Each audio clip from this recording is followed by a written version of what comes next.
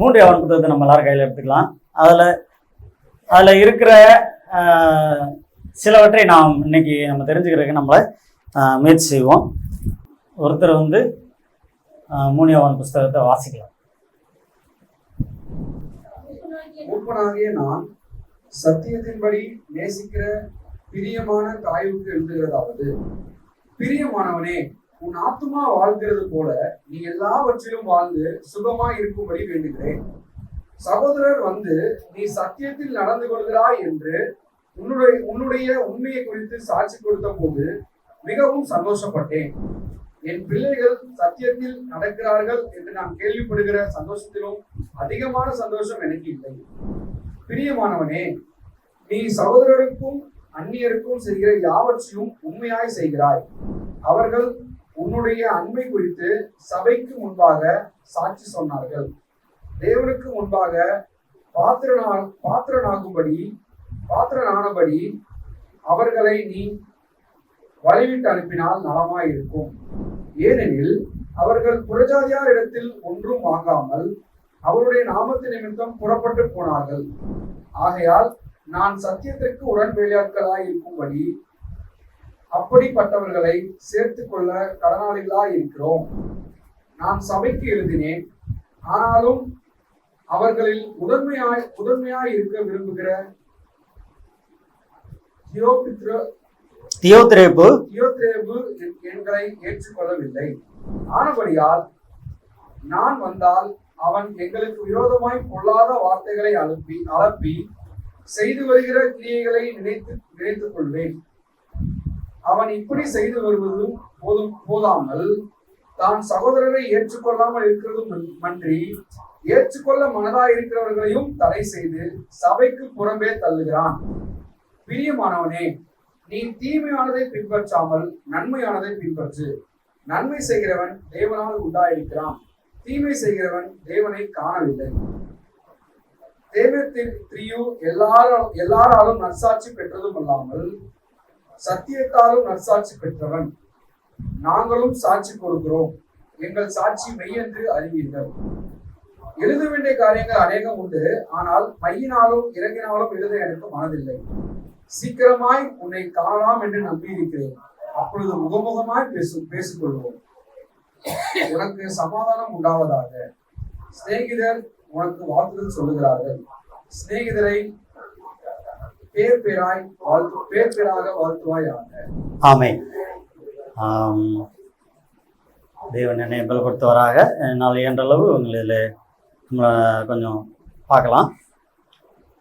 ஒரு தகப்பன், அதாவது மூப்பன்னே சொல்றார். மூப்பராக இருக்கிற ஒரு தகப்பன் என்ன சொல்றாருன்னா, ஒரு மனிதனுக்கு காயு என்று சொல்லக்கூடிய ஒரு மனிதனுக்கு எழுதக்கூடிய கடிதமாக இருக்கிறது என்று சொல்லி பார்க்கிறோம். அங்கே பார்க்குறோம் 2வது வசனத்தில், அதாவது முதல் வசனம் இதுதான் முன்னுரை. பிரியமான மூப்பனாகிய நான் சத்தியத்தின்படி நேசிக்கிற பிரியமான காயுவுக்கு, அதாவது கர்த்தருக்குள்ளே அவர் நேசிக்கிற காயு என்ற ஒரு மனிதனுக்கு அவர் எழுதுவதாக இருக்கிறது. அதில் 2வது வசனத்தை வாசிக்கிறோம். பிரியமானவனே, உன் ஆத்மா வாழ்கிறது போல நீ எல்லாவற்றிலும் வாழ்ந்து சுகமாக இருக்கும்படி வேண்டிக் கொள்ளுகிறேன், ஜெபம் பண்ணுறேன் அப்படின்றார். இந்த உன் ஆத்மா வாழ்கிறது போல அப்படின்ற ஒரு வார்த்தை இருக்குல்ல, இது எல்லாரும் கூட வாயை திறக்கலாம். இதோட மீனிங் என்ன, இது வரைக்கும் நம்ம என்ன நினச்சிக்கிட்டு இருக்கோம் அப்படிங்கிறது தெரிஞ்சுக்கணும்ல. தெரிஞ்சவங்க வாயை தரங்க தயவுசெய்து. உன் ஆத்மா வாழ்கிறது போல எல்லாவற்றிலும் வாழ்ந்து சுகமாக இருக்கும்படி வேண்டிக் கொள்கிறேன்னு சொல்றாருல, அப்படின்னா என்ன? உன் ஆத்மா வாழ்கிறது போல உன் மன விருப்பத்தின்படி உன் மன விருப்பத்தின்படி எப்படி வாழலாம். உன் மனசு விரும்புறபடி வாழை அப்படி. சரி, ஒன்று சொல்லியிருக்காரு, உன் மனசு என்னெல்லாம் விரும்புதோ அதன்படி உன் மன விருப்பத்தின்படி வாழுன்னு சொல்றாரு. வேற ஒருத்தர் தான் வாய் தந்திருக்காரு. தயவுசெய்து வாய் தரங்க. சகோதரிகள் பேசலாம், சகோதரிகள் பேசலாம்.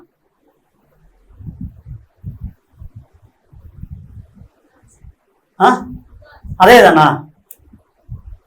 மனசு ஆத்மா உசுரும் வேறன்னு நான் நினைக்கிறேன். ஆத்மா உசுறு உயிர் தானே, நம்ம தானே. சரி, ஓகே, அதோ கூட இருக்கலாம். நான் நினச்சிக்கிட்டே வச்சுக்கிறேன். நான் என்ன நினச்சிக்கிட்டேன்னா, உன் ஆத்மா வாழ்கிறது போல அப்படின்னா, நீ எப்படி முடிவில்லாத வாழ்க்கையை பெற்றுக்கொண்டையோ, அது சரியா தவிர அப்புறம் பிரதர் அலெக்ஸ் சொல்லுவார், நான் தெரிஞ்சுக்கிட்டு அவங்க சொல்கிறேன். நீ எப்படி உன்னுடைய ஆத்மாவுக்கு முடிவில்லை, நீ வந்து என்ன அவரோடு கூட வாழ போகிற, உன்னுடைய உயிர் காப்பாற்றப்பட்டிருக்கு அப்படின்றனால அது மாதிரி நீ என்ன செய்யணும், நீ எல்லாவற்றிலும், அதாவது நீ செய்கிற நன்மைகள் உதவிகள் இது எல்லாவற்றிலும் நீ தொடர்ந்து இதை செஞ்சுக்கிட்டு நீ தொடர்ந்து வாழ போகிறது போல நீயும் அதில் வாழணும் அப்படின்னு சொல்லி நான் விரும்புகிறேன், உனக்காக வேண்டிக் கொள்கிறேன் அப்படின்னு சொல்கிறாரு. நான் நினச்சிக்கிறேன் ஒருவேளை அப்படியே இருக்கலாம். சரிங்களா, நீ உன் மனசு விரும்புகிறபடியெல்லாம் நீ எல்லாவற்றிலும் வாழ்ந்து சுகமாக இருக்கு அப்படின்னு நினைக்கலாம். நான் என்ன நினச்சிக்கிட்டேன் அப்படின்னா, உனக்கு உன் வாழ்க்கைக்கு எப்படி முடிவில்லாமல் இருக்கிறதோ அது கூட உன்னுடைய நன்மைகளும் உன்னுடைய செயல்பாடுகளும் உன்னுடைய கிரியைகளும் நான் தொடர்ந்து ஆசீர்வாதமாக இருக்கணும்னு சொல்லி நான் விரும்புகிறேன் அப்படின்னு சொல்லிக்கிட்டார். அடுத்து என்ன, அவரை குறித்து ஒரு சாட்சி பார்க்குறோம். 3ஆம் வசனத்தில், சகோதரர் வந்து நீ சத்தியத்தில் நடந்து விழுகிறாய் என்று உன்னுடைய உண்மையை குறித்து சாட்சி கொடுத்தவும் மிகுந்த சந்தோஷப்பட்டேன். இது வந்து ஒரு தகப்பனுடைய மனசா இருக்குது. ஒரு தகப்பன் இப்போ நமக்கு ஆகிறது இந்த இடத்துல நம்முடைய போதகர் இருக்கிறார். சரிங்களா, இப்போ நம்ம வந்து ஒரு வெளியில் ஒரு இடத்துக்கு போகிறோம். நம்ம சௌகரி என்ன பண்ணியிருக்காங்க, வினிதா இங்கேருந்து போயிருக்கிறாங்க, ரோஸ் இங்கேருந்து போயிருக்கிறாங்க. அப்படி போனவங்க இடத்துல ஒரு நாள் நம்ம ஜோசப் பிரதரை பார்க்குறாங்க. பார்த்துட்டு பிரதர் உண்மையிலே நீங்கள் உங்கள் பிள்ளைங்களை என்ன பண்ணியிருக்கிறீங்க, சத்தியத்துக்குள்ளே வழி நடந்துருக்கிறீங்க அப்படின்னு கேட்டால் அவர் எவ்வளோ சந்தோஷப்படுவார், ரொம்ப சந்தோஷப்படுவார்ல. அந்த அந்த அந்த நிலையத்தை அவர் என்ன பண்ணியிருக்கிறார் இந்த இடத்துல சொல்லியிருக்கிறார். என்னன்னா, என்னை வந்து சில சகோதரர்கள் வந்து பார்க்குறாங்க. அந்த சகோதரர்கள் வந்து காயு என்ற நீ சத்தியத்தின்படி நடந்து கொள்கிறாய் என்று உன்னுடைய உண்மையை குறித்து சாட்சி கொடுத்த போதும் நீ உண்மையா சத்தியத்தின்படி நடந்துக்கிற, வேதம் என்ன விரும்புதோ அதன்படி நீ வாழ்றது மாதிரி வாழ்றத எங்கிட்ட சொன்ன போது நான் ரொம்ப சந்தோஷப்பட்டேன் அப்படின்னு சொல்லி அவர் சொல்றாரு. இதுல நம்ம என்னன்னா, நாம் எல்லாரும் என்ன விளையாட்டுன்னு சொல்றேன், நம்மை சந்திக்கிற அல்லது நம்மளோட பழகுகிற மனுஷர்கள் வந்து நம்முடைய தேவ ஊழியரை பார்த்து பிறகு உண்மையிலே உங்க விசுவாசியை வந்து நீங்க நல்லா கைடன் பண்றீங்க, அவங்க வந்து எல்லாவற்றிலும்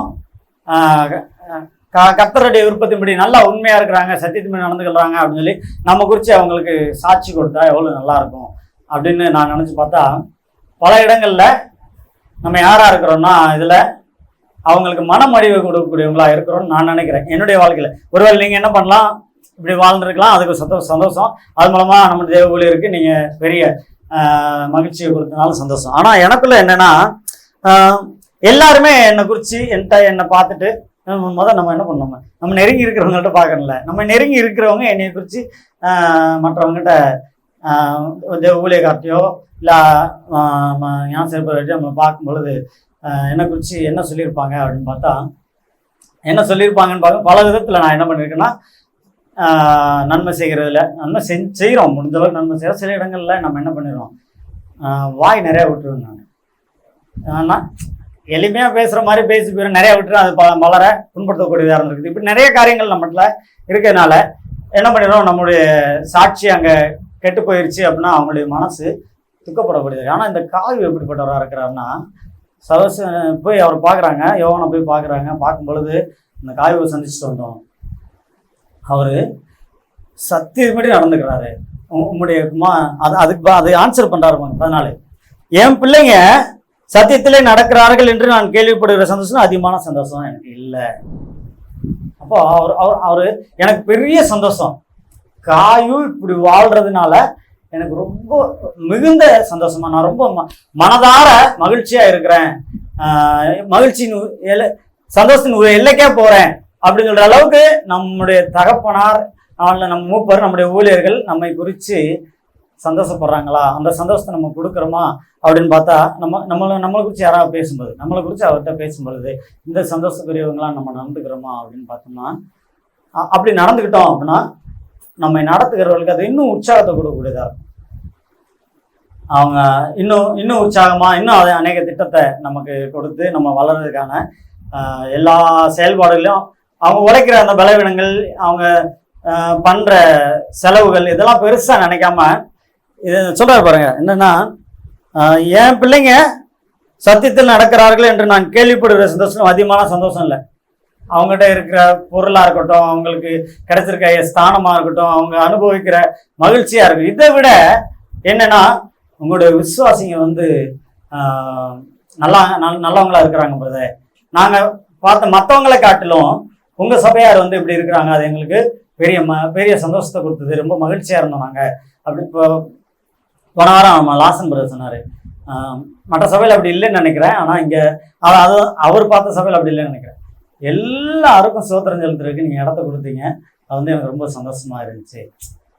சில நாள் என்ன பண்ணிடுறாங்கன்னா, சரி இந்த டைம் வரைக்கும் நான் சோத்திரம் செலுத்தேன், அதுக்குள்ளே உங்களால் யாரால முடியுமோ அவங்க மட்டும் செலுத்திங்க அப்படின்னு இருந்ததில்லை. இப்படிப்பட்ட ஒரு நம்முடைய செயல்பாடுகள் நம்மை நடத்துகிறவர்களுக்கு சந்தோஷத்தை கொடுக்கக்கூடியதா இருந்தால் நலமாக இருக்கும். ஒருவேளை நம்ம இப்படியே நடந்துக்கிட்டு இருக்கிறோம் அப்படின்னா என்ன செய்யலாம், நம்ம அதை தொடர்ந்து கண்டினியூ பண்ணலாம். ஒருவேளை நம்ம இடத்துல நம்முடைய செயல்பாடுகள், நம்முடைய வாழ்க்கை நடைமுறைகள் நம்மை நடத்துகிறவர்களுக்கு மனவேதனையை கொடுக்கக்கூடியதான். என்ன சொன்னாலும் இவங்களை அசைக்கவே முடியலையே, என்னதான் செய்யறது, கடப்பாறை போட்டால் கடத்த முடியும் இந்த இடத்த விட்டு அவங்கள எந்திரிக்க வைக்கிறதுக்கு, நடக்க வைக்கிறதுக்கு, செயல்பட வைக்கிறதுக்கு அப்படின்ற அந்த மன வேதனையை நம்ம கொடுக்காதபடிக்கு நம்ம என்ன செய்யலாம்னா, நம்ம என்னவாகணும்னு விரும்பி தேவ ஊழியர் நம்ம தேவனை கொண்டு நம்ம இடத்துல தேவ ஊழியரை கொண்டு நம்ம இடத்துல அறிவிக்கிறாரோ அதற்கு உபே பண்றவங்களா, அதை நம்ம கடைபிடிக்கிறவங்களா, அதுல நம்ம நாளுக்கு நாள் வளருறவங்களா இருந்தோம் அப்படின்னா என்னன்னா நம்ம நடத்துறவங்களுக்கு இன்னும் சந்தோஷமா. அது மட்டும் இல்லை, கர்த்தருக்கும் அது மிகுந்த சந்தோஷமா இருக்கு. ஏன்னா வேதம் சொல்றபடிலாம் நம்ம நடந்தோமா, என்ன நடந்திருக்கோம் நேரம். நம்ம ஊரை விடுங்க, நம்ம தெருவுபுறம் என்ன பண்ணியிருப்பாங்க, இங்கே ஒரு சபை இருக்கு, அந்த சபையார் இப்படி இருக்கிறாங்க, எதுக்கு ஏதாவது ஒரு தேவைக்கு நம்மகிட்ட வருவாங்க. பலவீனமாக இருக்குதா, வாங்க இந்த சபைக்கு போய் ஜெபம் பண்ணலாம், இல்லை மனசு கஷ்டமாக இருக்கா இங்கே சர்ச்சுக்கு போங்க, அங்கே அந்த சபையில் போய் ஜெபம் பண்ணால் நமக்கு கொஞ்சம் ஆறுதலாக இருக்கும். ஒரு வேதனைப்பட்டு இருக்காங்களா, ஏமா வேதனைப்பட்டு இருக்கிறீங்க, சந்தோஷம் கொடுக்கக்கூடிய கர்த்தர் பக்கத்தில் இருக்காரு, வாங்க சர்ச்சுக்கு வாங்க இப்படி சொல்லி என்ன பண்ணிருக்கலாம், நம்ம சபைக்கே நம்ம இந்த தெருவுக்கு முதல் அடையாளமாக நம்ம இருந்துக்கலாம். அட்ரஸ் நம்ம போட்டு நம்ம சபைக்கு அடையாளத்தை காட்டுறதை விட நம்முடைய தேவன் எதிர்பார்த்து நம்மகிட்ட கேட்குற நமக்கு கற்றுக் கொடுக்குற எல்லாத்தையும் நம்ம கை கொண்டு நம்முடைய வாழ்க்கையில நடைமுறைப்படுத்தணும் அப்படின்னா முதல் நம்ம என்ன பண்ணிப்போம், நம்ம தெருவை நம்ம ஆதாயம் பண்ணியிருப்போம். அது தேவனுக்கு ரொம்ப சந்தோஷமா இருக்கும், நம்ம நடத்துறவங்களுக்கு சந்தோஷமா இருக்கும், அதை விட தேவன் ரொம்ப சந்தோஷப்படக்கூடியவங்களா இருக்கு. அதுக்கடுத்து பார்க்குறோம், பிரியமானவனே நீ உன் சகோதரருக்கும் அந்நியருக்கும் செய்து வருகிற யாவற்றையும் உண்மையாய் செய்கிறாய். நம்ம நன்மை செய்கிறதா இருக்கட்டும், இல்லை ஊழியத்தில் ஈடுபடுறதா இருக்கட்டும், அல்லது ஊழியத்துக்கு கொடுக்கறதா இருக்கட்டும், அல்லது நம்ம தனிப்பட்ட வாழ்க்கையில் நம்ம வாழ்கிற வாழ்க்கையில் தேவனுக்கு கொடுக்கக்கூடிய முன்னுரிமையாக இருக்கட்டும், எல்லாமே எப்படிப்பட்டதா இருக்குன்னு அவர் சொல்கிறாருன்னா உண்மையாக இருக்கு.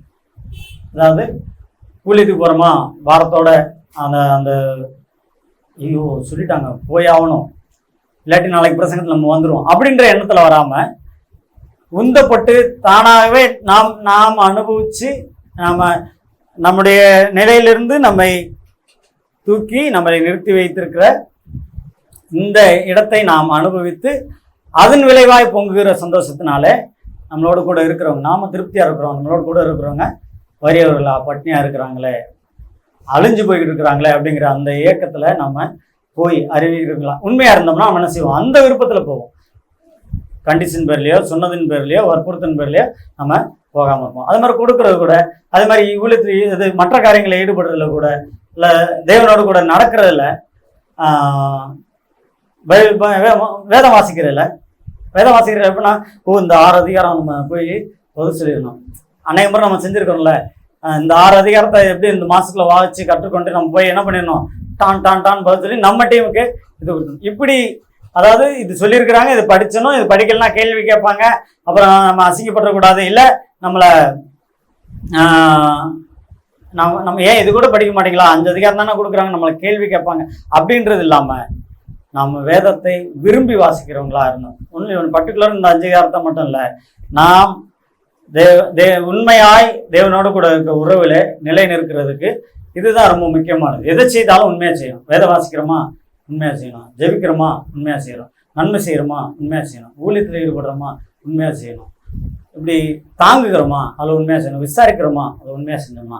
அதான் அவர் சொல்றாரு, பிரியமானவனே நீ சகோதரருக்கும் அந்நியருக்கும் செய்கிற யாவற்றையும் உண்மையாய் செய்கிறாய். இது வந்து அந்த காயோட சாட்சியாக இருக்குது. அதுக்கப்புறம் என்னன்னா, சகோதரர்கள் அவங்க போய் சந்திச்சாங்கல்ல அந்த சகோதரர்கள், அவர்கள் உன்னுடைய அன்பை குறித்து சபைக்கு முன்பாக சாட்சி சொன்னார்கள். தேவனுக்கு முன்பாக பாத்திரமானபடி அவர்களை நீ வலுவிட்டு அனுப்பினால் நலமாயிருக்கும். ஏனென்றால் அவர்கள் புறஜாதியாரிடத்தில் ஒன்றும் வாங்காமல் அவருடைய நாமத்தின் நிமித்தம் புறப்பட்டு போனார்கள். ஆகையால் நாம் சத்தியத்திற்கு உடன் வேலையாட்களாக இருக்கும்படி அப்படிப்பட்டவர்களை சேர்த்துக்கொள்ள கடனாளிகளாக இருக்கிறோம் அப்படின்னு பார்க்கணும். இப்போ இந்த சகோதரர்கள் வந்து அவரோடு கூட தங்கி இருந்து அதுக்கப்புறம் மூப்பனாகிய அந்த மூப்பரை வந்து சந்திக்கிறாங்க, யோவானை வந்து சந்திக்கிறாங்க. சந்திக்கிற இடத்துல அவரை குறித்து சாட்சி சொல்றாங்க. சாட்சி சொல்லிட்டு சாட்சி சொன்ன இடத்துல அந்த சந்தோஷத்துல இவர் வந்து பதில் கடிதம் எழுதுறாரு. எழுதும்போது என்னன்னா, உன்னுடைய அந்த இந்த சகோதரர்கள் உன்னுடைய அன்பை குறித்து சொன்னாங்க, சபைக்கு முன்பாக சாட்சி சொன்னாங்க. அது மட்டும் இல்ல, தேவனுக்கு முன்பாக அவர்களை பாத்திரமானபடி நீ வழிவிட்டு அனுப்பினால் நலமா இருக்கும் அப்படின்னு சொல்லி வாசிக்கிறோம். இது வந்து எனக்கு புரியாமறது நான் கேட்டு கற்றுக்கொண்டேன். என்ன அப்படின்னா, அவர்களிடத்துல வந்த சகோதரர்களுக்கு அவர்களை விசாரிக்கிறவரா இருந்தார். அவர்களுடைய தேவை, ஏன்னா 7ஆம் வசனத்துல வாசிக்கிறோம், அவர்கள் தேவனுடைய நாமத்தை நிமித்தம் புறப்பட்டு வந்தாங்க. புறஜாதியாரோட கையை அவங்க எதிர்பார்த்து வரல. தேவனை நாம் தேவன் நிமித்தம் மற்றவங்ககிட்ட எதுவுமே எதிர்பார்க்காம தேவனை நம்பி ஒன்றில் வந்திருக்கிறாங்க. அப்படின்னா என்ன செய்யணும், அவங்கள நீ விசாரிக்கிறவங்களா, அவங்கள போஷிக்கிறவங்களா இருந்து அவங்கள என்ன பண்ணணும், அவருடைய வாழ்க்கையின் தேவைகளை நீ சந்தித்து அவர்களை வழிநடத்தக்கூடியவனா இருக்கணும் அப்படின்னு சொல்லி வாசிக்கிறோம். அதனால என்ன நாம சத்தியத்துக்கு உடனாட்களா இருக்கும்படி அப்படிப்பட்டவங்களாம் என்ன பண்ணணுமா, நம்ம அரவணைச்சு சேர்த்து கொண்டு அவர்களோடு கூட நாம் சத்தியத்தை எல்லாரும் அறிந்து கொள்வதற்கு பிரயோஜனமானவர்களாய் நாம் இருக்கணும் அப்படின்னு சொல்லி சொல்றோம். இந்த 8 வசனமும் யாரை பற்றி சொல்லுதுன்னா, காயுவை பற்றி சொல்லுது. இந்த 8 வசனத்துல எதுலாம் நம்மகிட்ட இல்லையோ, இல்லாட்டி இந்த முதல் வசனத்துல மூப்பனாகிய நான் சத்தியத்தின்படி நேசித்திருக்கிற அப்படின்னு சொல்லி போட்டு நம்மளுடைய பேரை அதில் இணைச்சிக்கிட்டோம் அப்படின்னா, நம்ம ஒவ்வொருவரும் நம்முடைய பேரை இணைச்சிக்கிட்டோம் அப்படின்னா, இதில் எதெல்லாம் இருக்குதோ அதில் நிலை நிற்கணும். அவர் இங்கே நமக்கு சாட்சியாக சொல்லியிருக்கிறார்ல, இது எதெல்லாம் நம்மக்கிட்ட இருக்குதோ அதில் நிலைஞ்சிருக்கணும், அதில் வளரணும். ஒருவேளை எதெல்லாம் இல்லையோ அதை என்ன பண்ணிக்கணும், நம்ம சேர்த்துக்கொண்டா அது யாருக்கு பிரியமா இருக்குன்னா, நம்ம நடத்துறவர்களுக்கு உற்சாகத்தை கொடுக்கக்கூடியதாக இருக்கிறது. ஆனால் நம்ம மீட்டெடுத்த ரட்சகருக்கு அது மிகுந்த மகிழ்ச்சியை கொடுக்கக்கூடியதாக இருக்கு. ஏன்னா அவர் திட்டம் நிறைவேறதில்ல. நம்ம ஒவ்வொருவருக்கும் ஒரு திட்டத்தை வச்சு தான் நம்மை மீட்டெடுத்திருக்கிறார். நமக்கான ஒரு இடத்தை கொடுத்து, சபையை கொடுத்து, சபையிலே உங்களையும் ஒரு நம்முடைய உடல்ல நம்ம கண்ணா இணைச்சிருக்கோம் அப்படின்னா, நம்ம கண்ணா இல்லை அப்படின்னா என்ன பண்ணியிருப்போம், ஒவ்வொரு இடம்லாம் விழுவோம். இல்லாட்டி இன்னொருத்தட்ட துணையை தேடவும், இன்னொருத்தர் துணையோட வாழக்கூடியவங்களா இருக்கணும். வாயா இருக்கிறோம் அப்படின்னா பேசலை, இல்லை உணவு உட்கொள்ளலை, தண்ணி குடிக்கல அப்படின்னா, அதனுடைய வேலையை செய்யலை அப்படின்னா அழிவு தான். பேசலைன்னா, கர்த்தருடைய வார்த்தை குறித்து பேசலைன்னா என்ன பண்ணிடுது, மற்றவங்க அழிகிறாங்க. நாமளே பேசாமல் இருந்தோம்னா நமக்கு அது மிகப்பெரிய தோல்வியாக இருக்குது. வாய்க்கூடிய வேலையை நாம் செய்கிறவங்களா இருக்கணும் அப்படின்னு. இப்படி நாம் எங்கே இணைச்சிருக்கிறோமோ, தேவன் நம்ம எந்த திட்டத்துக்காக நம்மை கொண்டு வந்து வைத்திருக்கிறாரோ அந்த நோக்கத்தை நிறைவேற்றுறவங்களா இருந்தோம் அப்படின்னா, உண்மையானவர் சொல்றாங்க, பிரியமானவனே. அது மாதிரி 4 என் பிள்ளைகள், தேவன் வந்து தானியேலை பார்த்து சொன்னாரு, பிரியமானவனே நீ எனக்கு பிரியமானவன் அப்படின்னு தானியேலை பார்த்து சொன்னாரு. அதே மாதிரி இங்க இவர் வந்து சொல்றாரு, அந்த காயுவை பார்த்து நீ எனக்கு பிரியமானவன். இப்போ நம்ம முதல் வசனத்துல நம்ம பேரை போட்டோம்ல, தேவன் சொல்றாரு, பிரியமானவனே நீ பிரியமானவனே நீ சகோதரருக்கும் மற்ற அந்நியருக்கும் செய்கிறது யாவரையும் உண்மையா செஞ்சுக்கிட்டே இருக்கிற, உண்மையா செய்கிற அப்படின்னு நம்மளை பார்த்து சொன்னார்னா, நாம் அதை என்ன செய்வோம், அந்த இடத்துல எல்லாரும் முன்னாடி புகழ்ச்சியை ஏற்றுக்கொள்வோம். ஆனால் மனுஷங்க சொல்லும்போது என்ன பண்ணிடுவோம்னா, நமக்கு அது பெருமையாக இருக்கும். ஆனால் தேவன் சொல்லும்போது உண்மையாக செய்கிறேன்னு அவரால் சொல்ல முடியுமான்னு பார்த்தா சொல்ல அதாவது உண்மையாக செஞ்சுருந்தோம் அப்படின்னா அதுக்குரிய ரிவார்டு நமக்கு கிடைக்கும். ஒருவேளை உண்மையாக நம்ம வாழலை, என் பிள்ளைங்க சத்தியத்தில் நடக்கிற சந்தோஷம் அதிகமான சந்தோஷம் எனக்கு இல்லை அப்படின்போது நம்மளை பார்த்து நீங்கள் சத்தியத்தில் நடக்கிறதுனால எனக்கு ரொம்ப சந்தோஷமாக இருக்குது, நீங்கள் எல்லாரும் சத்தியத்தின்படி நடக்கிறீங்கல்ல, மணமகள் என்ன வாழ்வதொரு நற்செய்தி மன்றத்தில் வாழ்கிற நீங்கள் எல்லாரும் சத்தியத்தின்படி நடக்கிறீங்க, எனக்கு ரொம்ப சந்தோஷமாக இருக்குது அப்படின்னு இந்த இடத்துல தேவன் நின்று சொன்னார்னா நம்ம அந்த அந்த அந்த அந்த அந்த சந்தோஷத்தை அனுபவிக்க முடியுமா அப்படின்னு பார்த்தா இல்லை. தேவன் சொல்லலாம் நம்ம மேலே அன்பு கூர்ந்து, நம்ம பிள்ளைங்க தப்பு பண்ணாலும் என் பிள்ளைங்க ரொம்ப நல்ல பிள்ளைங்க, இவங்க வந்து என்ன பண்ணுவாங்க, சத்தமாக பேச மாட்டாங்க ஆனால் ரொம்ப நல்ல பிள்ளைங்க, இவங்க வந்து இது செய்வாங்க ஆனால் ரொம்ப நல்ல பிள்ளைங்க அப்படின்னு நம்ம சொல்லிடுவோம். ஆனால் தேவன் நம்மை பார்த்து நீங்கள் சத்தியத்தில் நடக்கிறதுனால எனக்கு ரொம்ப சந்தோஷமாக இருக்குது அப்படின்னு சொன்னால் நம்முடைய பதில், அதாவது நம்முடைய ரியாக்ஷன் எப்படிப்பட்டதாக இருக்கும்? ஆமாம் கர்த்தாவே நீங்கள் சொல்கிறபடிலாம் நான் நடந்துகிட்டு இருக்கிறேன், இல்லை அதை நம்ம சந்தோஷமாக நினைப்போமான்னு பார்த்தா நாம் அப்படி நடந்துக்கிட்டு இருக்கோம். சத்தியத்தின்படியே நம்மளுடைய வாழ்க்கையை பிறருக்கு தீமை செய்யாமல் எல்லாருக்கும் நன்மை செய்து, மற்றவர்களை விசாரித்து, சகோதரர்களுக்கும் மற்ற அந்நியருக்கும் நன்மை செய்து, நம்முடைய வாழ்க்கையில் தேவனுக்கு கீழ்ப்படிந்து, தேவனுக்கும் நமக்கு இருக்கிற உறவில் அனுதினமும் அதில் நிலைத்திருந்து மிகுந்த பாரத்தோடு கண்ணீரோடு மற்றவர்களுக்காக ஜெபித்து தேவனுடைய வேலையில் ஊழியர்களோடு இல்லை நமக்கு கொடுத்துருக்கிற வேலையிலே உண்மையாய் புறப்பட்டு போய் அறிவிக்கிறது, இப்படி எல்லாமே கரெக்டாக செஞ்சு வந்திருந்தோம் அப்படின்னா என்ன பண்ணியிருப்போம்? சந்தோஷப்பட்டிருப்போம். இல்லைன்னா நம்ம பைபிள் வாசிக்கிறோம்ல, நெருப்பில் அகப்பட்டு தப்புனவனை போல அங்கே போய் சந்தோஷத்தை அனுபவிக்கும். பரலோக வாழ்க்கையை கொடுத்துருக்கிறாரு, ஆனால் அங்கே போயிட்டோம், ஆனால் என்ன பண்ண முடியல, அந்த பரலோக வாழ்க்கையை அனுபவிக்க முடியாத ஒரு சூழ்நிலை இருக்குல்ல. அந்த மாதிரி நம்ம தேவன் நீங்கள் சத்தியத்தில் நடக்கிற என் பிள்ளைங்க சத்தியத்தில் நடக்கிறதுனால அந்த அந்த நான் கேள்விப்படுறேன், அது எனக்கு ரொம்ப சந்தோஷமாக இருக்குது அப்படின்னு சொல்லி உங்கள்கிட்ட சொன்னால் நம்ம என்ன பண்ணியிருப்போம்? ரொம்ப வேதனைப்பட்டு இருப்போம். அதனால் என்ன பண்ணலாம், நம்ம எது செய்தாலும் தேவன் நம்ம இடத்துல எதிர்பார்க்கிறதை, தேவன் நமக்கு அநேக காரியங்களை சொல்லிக் கொடுத்துருக்காரு, அது எல்லாவற்றையும் முழுமை அவர் கொடுத்துருக்க எல்லாத்தையும் சேர்த்து ஒன்றில் கொண்டு வந்து வைக்கிறாரு. அன்பா இருங்க, என்னையே நான் எப்படி நேசிக்கிறேனோ உன்னிடத்தில் நீ அன்பு கூறுவது போல மற்ற எல்லா இடத்திலும் அன்பு கூறுவாயாக என்ற இந்த ஒரு வார்த்தையில் நியாயப்பிரமாணம் முழுவதும் அடங்கியிருக்கின்றார்ல. அன்பு கூறுறதில்ல நம்ம உண்மையாக அன்பு கூறணும்னா போதும். அன்பு கூறுறதில்ல நம்ம உண்மையாக அன்பு கூர்ந்தா போதும். எனக்கு பிரியமானவங்க, எனக்கு பேராக வந்துப்பாங்க, அவங்களுக்கு இல்லாட்டி என்னுடைய சொந்தக்காரங்க, என்னுடைய இனத்தார், என்னுடைய சபையார், இவங்கள்ட்ட நான் அன்பாக இருக்கிறேன், இது தப்பு இல்லையே, அவங்கள குறித்து எனக்கு எந்த ஒரு வெளிப்பாடும் வரல அப்படின்னு நம்ம சொல்லுவோம். பார்த்தா சொல்லவே கூடாது. என்ன பண்ணுமா, நம்மளை மாதிரி மற்ற எல்லாரையும் நேசிக்கணும்னு சொல்லியிருக்காரு அப்படின்றப்போ நம்ம என்ன பண்ணணும்? மனப்பூர்வமாக எல்லாரையும் நேசிக்கிறவங்களா, எல்லாத்துலையும் அன்பு கூறுவங்களா இருந்தோம் அப்படின்னா உண்மையில என்ன பண்ணியிருப்போம்? இந்த தேவனால புகழப்படுகிற இந்த எல்லா வார்த்தைகளுக்கும் நம்முடைய தகப்பன், தேவ ஊழியருக்கும் சரி கர்த்தருக்கும் சரி நம் மூலமாக ஏற்படக்கூடிய மகிழ்ச்சியும் தேவனுக்கு ஏற்படக்கூடிய மகிமையும் உண்மையாக இருக்கும். இதுபடி வாழ்ந்தோம்னா இந்த வார்த்தைக்கெல்லாம் நம்ம சொந்தக்காரங்களாக இருக்கும். அப்படி இல்லை அப்படின்னா ரொம்ப இதாக இருக்கும். அடுத்த ஒரு மனுஷனை குறித்து பார்க்குறோம். 9வது வசனம் 10வது வசனம் வாசிங்க. நானே வாசிக்கிறேன். நான் சபைக்கு எழுதினேன், ஆனாலும் அவர்களில் முதன்மையா இருக்கிற விரும்புகிற தியேத்திறப்பு எங்களை ஏற்றுக்கொள்ளவில்லை. தன்னை சபையில தன்னை உயர்த்தி கொள்ள நான் தான் அப்படின்னு இருக்கிறவங்க யாரை ஏற்றுக்கொள்ளலையா? சரி, இந்த இடத்துல யார் பேசுறதுன்னா யோவான் பேசுறாரா அப்படின்னு பார்த்தா யோவான் இல்லை, தேவன் தான் கூட பேசியிருக்கிறார். வசனம் சொல்லுது, யாருக்கு எதிர்த்து நிற்கிறாரா தேவன்? அப்போ தன்னை நான் தான் அப்படின்னு சொல்லி என்னை முதன்மைப்படுத்த விரும்புகிற நம்ம யாரா இருந்தாலும் சரி நம்ம என்ன பண்ணிடக்கூடாது, அந்த நிலைக்கு போயிடக்கூடாது. என்னுடைய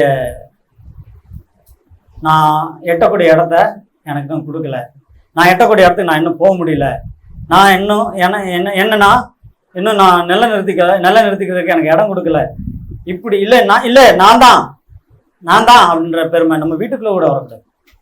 சபையில் அப்புறம் வீட்டுக்குள்ள கூட நம்ம என்ன பண்ணிடக்கூடாது. என்னுடைய நான் அப்படின்ற என்ன சொல்றாரு, முதன்மையானவன் நான் தான் முதல் ஆளாக இருக்கணும். எங்கள் வீட்டில் என்ன கேட்டால் என்ன கேட்டு தான் செய்யணும் அப்படின்ற லெவலில். அதே மாதிரி நம்ம சபையில் அப்படி கிடையாது. யாருனாலும் என்ன கருத்துனாலும் போடலாம் குரூப்பில். உங்களுக்கு நீங்கள் கற்றுக்கொண்டதை நீங்கள் படித்ததை அன்னைக்கு உங்களுக்கு சந்தோஷமாக இருந்ததை அன்னைக்கு நீங்கள் அனுபவிச்ச மகிழ்ச்சியை குரூப்பில் பகிர்ந்துக்கலாம் அப்படின்னு சொல்லி போட்டிருக்கோம். இந்த குட் மார்னிங் குட் நைட்டு மட்டும் போடாதீங்க. ஆசீர்வாதமான அன்றைக்கான வசனம் மட்டும் போடாதீங்க. நீங்கள் வாழ்கிற வாழ்க்கையில் நீங்கள் என்ன அனுபவிச்சிருக்கீங்களோ, இன்னைக்கு வாசிச்சதில் என்ன நீங்கள் கற்றுக்கொண்டீங்களோ அதை நீங்கள் தாராளமாக பகிர்ந்து கொள்ளுங்க அப்படின்னு தான் போட்டிருக்கோம். யாருக்கும் இல்லை நாங்கள் மட்டும்தான் போடுவோம், நாங்கள் மட்டும்தான் அறிவிப்போம் அப்படின்னு கிடையாது. அப்படின்றப்போ நம்ம என்ன பண்ணலாம், இப்படிப்பட்ட நல்ல நம்முடைய குடும்பத்தில் கூட நாம் முதன்மையாக இருக்க விரும்பணும் அப்படின்னா நம்ம யாரை ஏற்றுக்கொள்ளையா அது பாருங்க. தியத்திறப்பு எங்களை ஏற்றுக்கொள்ளவில்லை. தியத்திறப்பு என்ன பண்றாரு, அவரை முன்னிறுத்தக்கூடியவங்களா இருக்கிறாரு. அதனால என்ன பண்ணல, மூப்பனை ஏற்றுக்கொள்ளவில்லை. இதன் விளைவு கர்த்தரையும் அவர் என்ன பண்ண முடியல, ஏற்றுக்கொள்ள முடியல. அது மட்டும் இல்லாம அதனால நான் வந்தா அவன் எங்களுக்கு விரோதமாய் பொல்லாத வார்த்தைகளை அழைப்பி செய்து வருகிற கிரிகளை நினைத்துக் கொள்ளுவேன். இது நடந்துருச்சுன்னு நான் நினைக்கிறேன். எனக்கு அது நடக்க போகுதா நடந்துச்சான்னு எனக்கு தெரியல. நான் புரிஞ்சுக்கிட்டேன். ஆல்ரெடி யோவான் அங்கே போயிருக்கிறாரு. அவர் தேவையில்லாத வார்த்தைகளை பேசி அழைப்பே அவன் என்ன பண்ணிருக்காரு, பிரச்சனை பண்ணியிருக்காரு. அது மட்டும் இல்லாம அவன் மட்டும் இப்படி செய்யறதும் இல்லாம அவன் வரக்கூடிய சகோதரர்களை ஏற்றுக்கொள்ளாமல் இருக்கிறதும் அன்றி ஏற்றுக்கொள்ள மனதா இருக்கிறவர்களையும் தடை செய்து சபைக்கு புறம்பாக்குறான்.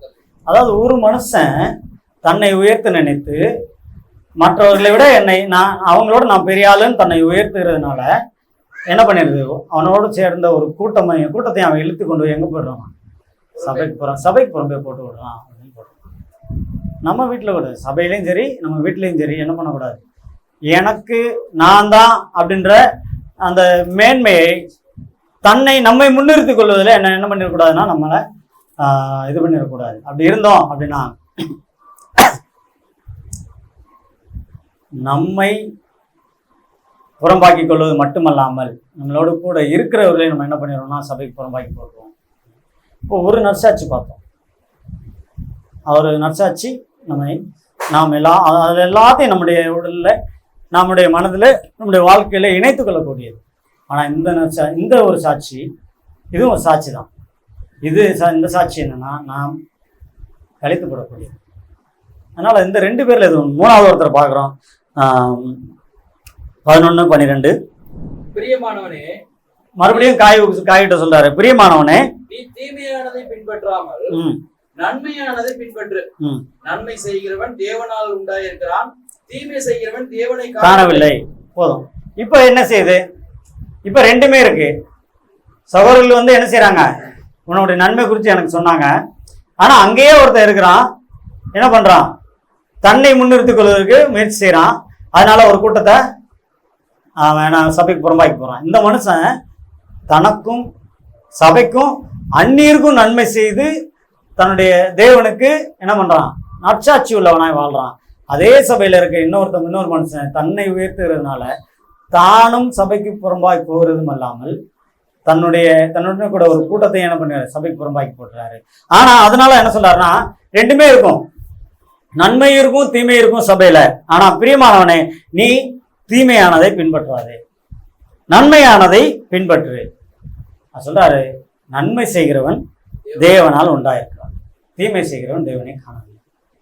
அப்போ இது ரெண்டுமே நமக்கு இப்போ ஆதாம்கிட்ட சொன்னதுதான், ரெண்டுமே இருக்கு.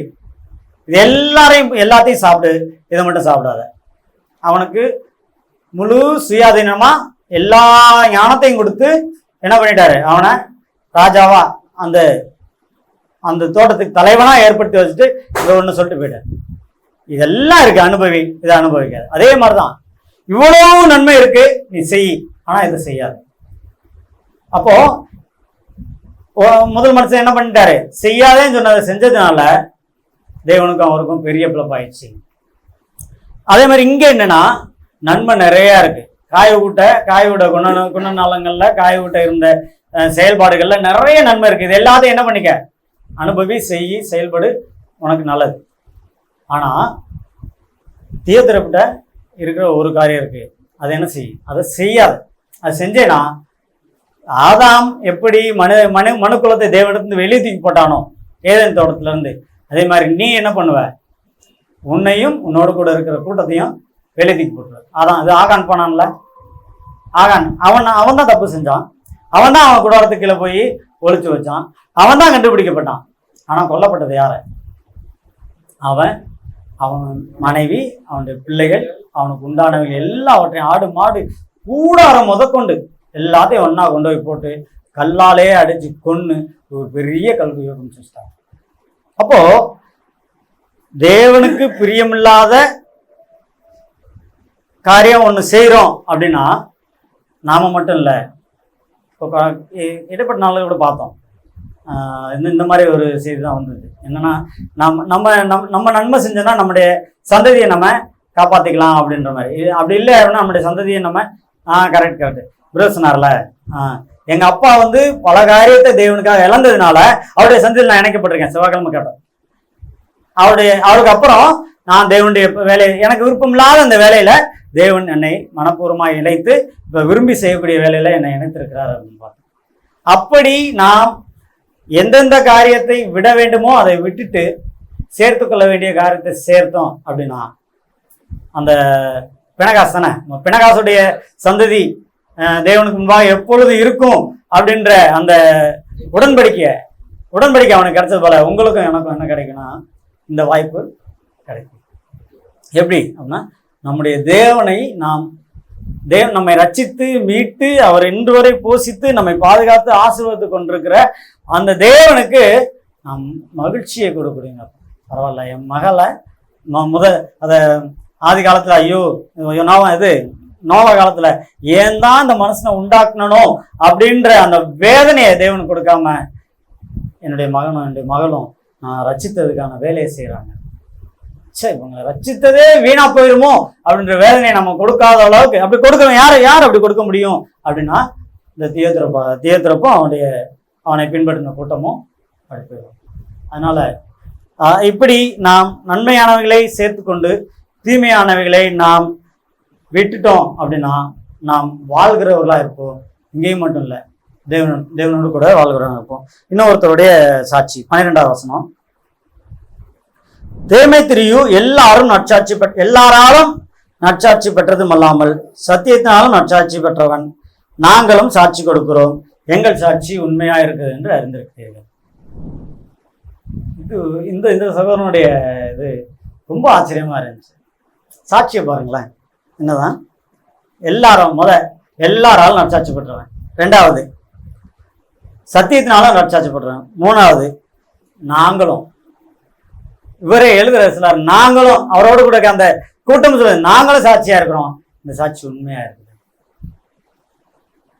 இவருடைய நிலைமை எவ்வளவு. 3 பேர் பார்த்தோம். காவிக்கூட்ட நிறைய நல்ல பழக்கங்கள் இருந்துச்சு. அதே மாதிரி இவர்கிட்ட பார்த்தோம், தியோத்திரப்பிட்ட அவர்கிட்ட இருக்கக்கூடாத பெரிய காரியம் இருந்துச்சு. இவரை பார்க்குறோம், இவருடைய சாட்சி பயங்கரமா இருக்கு. இந்த 3 பேரையும் நமக்கு முன்னாடி நிறுத்திக்கலாம். எப்படி வரணும் உங்களுக்கு ஆசை? 1, 2, 3 ஜோசப் 3. அப்புறம் சொல்லுங்க, வேற நம்பர் மட்டும் சொல்லுங்க. 1, 2, 3 தெரியாதா? எப்படி இருக்கு ஆசை? யாருமே 2 விரும்ப மாட்டோம்ல. 2ஆம் நம்பர் நம்ம யாருமே விரும்ப மாட்டோம்ல. 3 இருக்கலாம், 1 இருக்கலாம். 3லயும் நல்ல காரியம் தான் இருக்கு, 1லயும் நல்ல காரியங்கள் தான் இருக்கு, 2ல இருக்க மாட்டோம். அப்படின்னா தேவன் நம்மகிட்ட கேட்கறது ஒண்ணே ஒண்ணுதான். இன்னமும் மனப்பூர்வமா நான் உன் கூட இருக்கிறேன்னு தெரிஞ்சும், நல்லா கவனிச்சுங்க, தேவன் நம்மோடு கூட இருக்கிறாருன்னு தெரிஞ்சும் பயம் இல்லாமல் விரும்பி செய்து வருகிற சிறு தவறாக இருந்தாலும் சரி, பெரிய பாவமாக இருந்தாலும் சரி, எனக்காக விட்டுறியான்னு கேட்குறேன். வேற ஒண்ணுமே கேட்கல. ஒரு கூட்டம் வெளியே போகுது, உன் சந்ததி நிலைச்சு நிற்கணும் அப்படின்னா தேவனுக்காக வைராக்கியம் பாராட்டுன்னு அவர்கிட்ட நம்ம இது பினகாசுர வாழ்க்கையில கற்றுக்கொண்டது போல நீயும் இந்த உன்னோடு சேர்ந்தவர்களும் சபைக்கு புறம்பா போகாதபடிக்கு உன்னிடத்துல பெருமை வராதபடிக்கு உன்னை முன்னிறுத்திக் கொள்ளாதபடிக்கு நீ இருக்கணும் அப்படின்னா என்ன செய்யணுமா? நன்மையானவர்களை பின்பற்றணும், நற்சாட்சி பெறணும், சத்தியத்தினாலும் நம்மளோடு கூட இருக்கிறவங்களாலும் தேவனாலும் நம்மை வழி நடத்தினாலும் நற்சாட்சி பெற்றவங்களா இருக்கணும். யாரெல்லாம் இருக்கும் இதுக்கு துணிகிறோம்? வேற செய்தி தான் எடுத்திருந்தேன், ஆனால் இங்கே எடுக்கிறேன். உங்களுக்கு ஒரு கேள்வி மட்டும் கேட்குறேன். நான் வேற செய்தி எடுத்திருந்தேன், ஆனால் ஒரு கேள்வி மட்டும் கேட்குறேன். தைரியமானவங்க பைபிள்ல யாரு?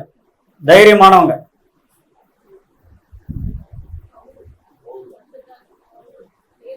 சத்தமா சொல்லணும். ஆமா, யாரோ ஒருத்தர் தான் சொல்லுங்க. நிறைய பேர் இருக்கிறாங்க, யாரோ ஒருத்தர் சொல்லுங்க. நான் சில பேரை வச்சிருக்கேன், நீங்க ஒருத்தர் சொல்லுங்க. யாரு தெரசா சொன்னீங்களே? பேர் தான் தைரியமானவங்க. தாவீது, பவுல், வேற சிம்சோனு தைரியமான. அப்புறம் வேணாம் சொன்னவங்க சொல்ல வேணாம், சொன்னவங்க சொல்லி கொடுங்க பிரச்சனை இல்லை. பினகாசு பாருங்க, பினகாஸ். அப்புறம் பேதுரு. எந்த காரியத்தை வச்சு பேதுரு தைரியமானு சொல்றேன்? எந்த காரியத்துல சொல்றேன்? பரிசுத்தாவியை பெற்றதுக்கு அப்புறம் தைரியமா பேசினாரு. வரேன் ஸ்தேவானு எல்லாரும் முன்னாடி தைரியமா பேசினான். சரி, நான் சிலரை சொல்றேன். இந்த 2 காசு போட்டாங்களா ஒரு ஏழை விதவை, அவங்களுக்கு ஒரு தைரியம் இருந்துச்சு. என் வாழ்க்கை இதோட முடிஞ்சிச்சு, எனக்கு வாழ்க்கைக்கே 2 தான் இருக்கு. ஆனா நான் என்ன பண்ணுவேன்? தைரியமா தேவனுக்காக கொடுப்பேன். சரிங்களா? ஒரு குழந்தை ரொம்ப நாள் கழிச்சு கிடைச்சிது அண்ணாளுக்கு. தைரியமா கொடுத்தாங்க. தேவன் திருப்பி கொடுப்பாரா, அடுத்து எனக்கு சந்ததி வழங்க பண்ணுவாரா, அதெல்லாம் அப்புறம் இல்லை. அதெல்லாம் அப்புறம் கிடைச்ச குழந்தைய அதான் அவங்களுக்கு கிடைச்ச பெரிய புதையல கேட்டாங்க, கொடுத்தாங்க, அப்படியே கொடுத்து வாங்கிட்டாங்க. இந்த தைரியம் நம்மகிட்ட இருக்குதா? பார்த்தா இப்படிப்பட்ட தைரியம் நம்ம நிறைய பேர் ஆபரகம் எடுத்துக்கலாம். இன்னும் நிறைய பேர் இருக்கிறாங்க. நிறைய பேர் எழுதி வச்சிருந்தேன், அந்த நோட்டு அங்கே வந்துச்சு. ஏன்னா அது இல்லை அதனாலன்ட்டு. இப்படிப்பட்ட தைரியம் தான் நமக்கு இருக்கணும். அங்க அந்த சாரி பார்த்து விதவையா, அதான் லாஸ்ட்டு இருந்து சாப்பிட்டு சாக போகிறோம். அவர் கேட்குறாரு, அவங்க என்ன பண்ணிக்கலாம்? தைரியமாக கொடுத்தாங்க, பரவாயில்ல போ. யாரோ ஒருத்தர் சாகிறோம், ஒருத்தர் வாழ்கிறோம், ஒருத்தர் இன்னைக்கு சாகிறோம், ஒருத்தர் நாளைக்கு சாகிறோம். அந்த தைரியம், அதாவது எப்பெல்லாம் இந்த தைரியம் வரும்? உண்மையிலே இவங்க தைரியமானவங்க, உண்மையிலே இவங்க தைரியமானவங்க. சகைவா இருக்கட்டும், எல்லாத்தையும் விட்டுட்டாரு. இது எனக்கு வேணாம், எனக்கு இதுதான் வேணும் அப்படிங்கிறக்காக என்ன பண்ணாரு? எல்லாத்தையும் விட்டு. அந்த தைரியம் எப்ப அந்த தைரியம் வரும்? எனக்கு எல்லாமே தேவன் தான். இப்போ பிரதர் டாக்டர் படிச்சிருக்காரு, வேலை செய்யலாம், கிளினிக் வைக்கலாம், போயிருக்கலாம். ஆனால் அது வேணாம். எல்லா ஊழியக்காரங்களும் சொல்லுவேன், எல்லா ஊழியக்காரங்களும் அவங்களுக்கு குவாலிஃபிகேஷன் இருக்கு இல்லை அப்புறம், ஆனால் தங்களுடைய வாழ்க்கையை துணிஞ்சு தேவனுக்கு கொடுத்தாங்கல்ல. இது அவர் என்ன ஆசீர்வதிப்பாரு, அது அப்புறம் அவர் கைவிட மாட்டார், தேவனுடைய பிள்ளைகளை கைவிட மாட்டார். ஆனா அவங்களுக்குள்ள நிறைய பேரு, நம்ம சபைக்குள்ள கூட இருக்கலாம், நிறைய பேரு தங்களுடைய பயத்தினால தங்களுடைய வாழ்க்கையை தேவனுடைய வேலையில தங்களை முழுமையாக இணைத்துக் கொள்வதற்கு தயங்கின கூட இருக்கலாம். நம்ம சபைக்குள்ள கூட இருக்கலாம். சரிங்களா? தேவனுடைய அழைப்பு இருக்கலாம். கண்டிப்பா 2-3 முறை கண்டிச்சும் திட்டி கூப்பிட்டு இருந்திருக்கலாம். ஆனாலும் என்ன பண்ணியிருப்போம்? எனக்கு ஒரு குடும்பம் இருக்கு, நான் இப்படி போயிட்டேன்னா என் குடும்பத்தை, என் பிள்ளைங்களை எல்லாம் யார் என்ன பண்றது, யாருமே இல்லை, அப்படி இப்படி நிறைய பேர் என்ன பண்ணியிருக்கோம்னா தேவனுடைய வேலையை விடுவதற்கு பயந்தவங்களா இருக்கும். ஆனா இந்த இவங்கெல்லாம் பார்த்தீங்கன்னா ரொம்ப தைரியமா இருந்தாங்க. ஏன் இதை கொண்டு வந்தேன் அப்படின்னா, அவங்க எல்லாமே தேவன், எல்லாமே எனக்கு தேவன் பார்த்துப்பாரு அப்படின்ற அந்த தைரியத்துல அந்த துணிச்சல்ல அவங்க எல்லாமே ஈடுபட்டாங்க. இப்படி எனக்கு என்னுடைய வாழ்க்கையின் மூலமா தேவன் மட்டும்தான் மகிமைப்படணும், தேவன் மகிமைப்படணும். அதுக்கு நான் என்னால இயன்ற அளவு தேவனுக்கு பிரியமா வாழணும். இயன்றவும் இல்லை, தேவன் எதிர்பார்க்கலோ நான் என்னை அதுக்குள்ள என்னை இணைச்சிக்கணும். அவங்க இணைச்சிக்கிட்டாங்கல்ல. இனிமேல் இந்த ரெண்டு காசுப்பட்ட அந்த விதைவை அவங்க வாழ்க்கைக்காக யாரை பிடிச்சிக்கிட்டாங்க? தேவனை பிடிச்சிக்கிட்டாங்க. அண்ணால் தனக்கு கொடுத்த மகனை கொடுத்துட்டு தேவனை பிடிச்சுக்கிட்டாங்க. அதுக்கப்புறம் அவங்கள ஆசீர்வதிச்சார். ஆபிரகாம் தனக்கு கொடுத்த மகனை கொடுத்துட்டாரு, தேவனுக்கு கொடுத்ததை வாங்கிட்டு வந்துட்டாரு, அவரை பிடிச்சுக்கிட்டார். இப்படி ஒருத்தரும் தங்களுடைய வாழ்க்கையில தேவன் தான் எல்லாமே அப்படின்னு நினைச்சவங்க தங்களுடைய தங்களையும் தங்களுடையவைகளையும் முழுமையாக தேவனுக்கு கொடுத்து வாழ்ந்தாங்க. அப்படி வாழ்ந்த மனுஷங்க தான் 2 பேர் பார்த்தோம். எல்லாம் நான் இவர் பாரு, வெறும் சாட்சி கொடுக்குறாரு. 6ல் வாசிக்கிறோம், உன்னுடைய அன்பை குறித்து சாட்சி கொடுத்தாங்க. 3ல் வாசிக்கிறோம், உன்னுடைய உண்மை குறித்து சபையில சாட்சி கொடுத்தாங்க அப்படின்னு சொல்லி காய்வை பார்க்குறோம். இங்கே 12ல் பார்க்குறோம், எல்லாராலும் நற்சாட்சி பெற்றிருக்கிற, உன்னுடைய சாட்சி சத்தியத்தினால நற்சாட்சி பெற்றிருக்கிற, நாங்களும் சாட்சி கொடுக்குறோம். இப்படிப்பட்ட நற்சாட்சியை நாம் உடையவங்களா இருந்தோம் அப்படின்னா அது நமக்கும் பிரயோஜனம், நம்முடைய சந்ததிக்கும் பிரயோஜனம், நம்மை ரட்சித்த தேவனும் அது மூலமா மகிமைப்படுவார். அதன் மூலமாய் தேவன் நம்ம மேல் வைத்த இந்த திட்டம் என்ன பண்ணியிருக்கோம், முழுமையாக நிறைவேறிருக்கும். எனக்கு ஹிந்தி முழுசா வராது, தெலுங்கு முழுசா வராது, இப்படி எல்லாத்துலேயும் அறகுறையா இருக்கிறத காட்டலாம்.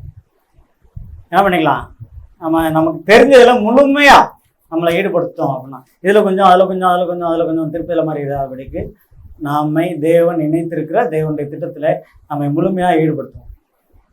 என்னை எதுக்கு தான் இணைச்சிருக்காருன்னு தெரியல அப்படின்னா ஜெபம் பண்ணுவோம். ஜெபம் பண்ணால் நமக்கு தருவார். இன்னொன்று, எதுனால தெரிஞ்சதுக்கப்புறம் இல்லை தெரிஞ்சுக்கொள்ள ஒரு வழி அப்படின்னா, என்னை எதுக்காக தேவன் சபையில் இணைச்சிருக்கிறாரு அப்படின்னு தெரிஞ்சுக்கொள்ள எதுனா எது செய்யும்போது நம்ம சோர்ந்தே போக மாட்டோமோ அதுக்காக தான் தேவன் நம்ம தெரிஞ்சு வச்சிருக்கோம். நன்மை செய்கிற சோர்ந்து போலியா, தேவன் உங்களை அதுக்காக தெரிஞ்சுருக்காரு. பிரதர் மாதிரி வார்த்தையை பகிர்ந்து கொடுக்குறதுல கற்றுக் கொடுக்கல சோர்ந்தே போக மாட்டார்.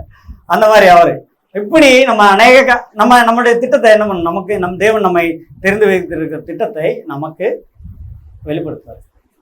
அதன்படி நம்மை அவரோடு இணைத்து கொண்டு நம்ம வாழ்ந்தோம் அப்படின்னா அது மிகப்பெரிய லாபமான ஆதாயமான ஒரு வாழ்க்கையாக இருக்கும். அதன் விளைவு என்னன்னா, நம்முடைய சந்ததி தேவனுடைய சமூகத்தில் நம்ம மட்டும் போயிட முடியாது. அப்பாடா நெருப்பு கொஞ்சம் இருந்தானா அந்த நெருப்பு என்ன பண்ணியிருக்கேன், என் மேலே விழுந்திருக்கும் அப்படின்ட்டு ஜஸ்ட்ல தப்பிச்சேன்டா அப்படின்ட்டு போகிற மாதிரி நம்ம மட்டும் போய் நின்றுக்க மாட்டோம். நம்மளோட கூட ஒரு பெரிய மந்தைய யாரு தேவனால மெச்சுக்கொள்ளப்படுறாங்க, யாரு தேவனால மெச்சுக்கொள்ளப்படுறாங்க, தேவனுடைய சமூகத்தில் நாம் சேரும்போது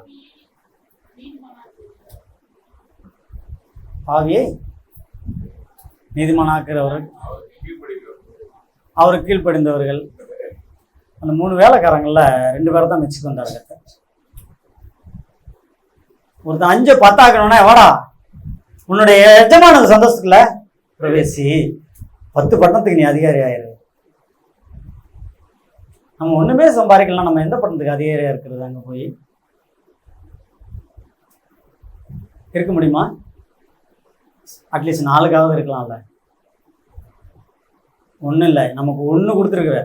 நிறைய பேருக்கு அநேக வரங்கள் இருக்கலாம், யாருக்குமே ஒரு வரம் கூட இல்லாமல் இல்லை. கர்த்தராகிய இயேசு கிறிஸ்துவை சுதந்திரச்சாராக ஏற்றுக்கொண்டு தன்னுடைய இருதயத்தில் விசுவாசித்து வாயினால் அறிக்கையிட்டு அதை ஞானஸ்நானத்தினாலே சாட்சி கொடுத்து சபையில் இணைத்திருக்கிற உங்கள் ஒவ்வொருவருக்கும் தேவன் வரங்களை, அன்பளிப்பை, தாளந்தை கொடுத்துருக்குற, அன்பை கொடுத்துருக்குற. 1வது இருக்கும். அந்த 1 தெரிஞ்சுக்கிட்டு அந்த 1ல் இருந்தாலும் இந்த சாட்சி எல்லாமே நம்ம நிறைவேற்றுவோம். அது 1 கண்டுபிடிப்போம். தெரிஞ்சவங்க இன்னும் வளருவோம். நிறையா இருக்கிறவங்க இருக்கிறது எல்லாத்தையும் பயன்படுத்தி கர்த்தருடைய நாமத்தை மேம்படுத்துவோம். சில காரியங்கள் தெரியாத சொல்லியிருப்பேன், இருந்தாலும் பிரதர் பேசுவார். பார்த்துக்கலாம். கர்த்தர் நாம் மேம்படுவதாக. ஆமென்.